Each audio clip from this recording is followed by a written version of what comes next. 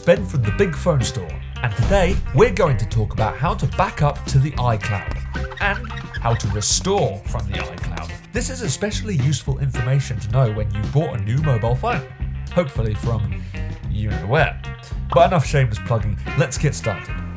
First, make sure you're connected to a Wi-Fi network. Then go to your settings, tap on your name, tap on iCloud, tap on iCloud Backup, and then tap Backup Now. Stay connected to your Wi-Fi network because if you don't, I believe in technical terms, it'll be bad. Once that's done, it's done. Simple. Restoration is just as easy too. Turn on your new or newly erased iPhone. Oh, by the way, if you want to erase your phone, just tap Settings, then General, and then Transfer or Reset iPhone. And erase them from there.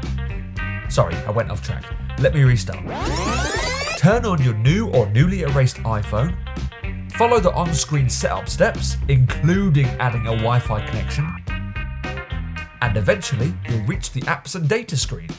When you get to there, tap Restore from iCloud Backup. Sign in with your Apple ID, choose your backup, and that's it.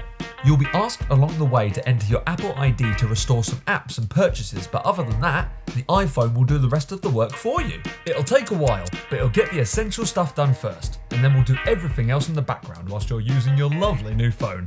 Extra points if you bought one from us, by the way. So I hope that answered any questions you had about backing up and restoring from the iCloud, and I'll see you on the next one.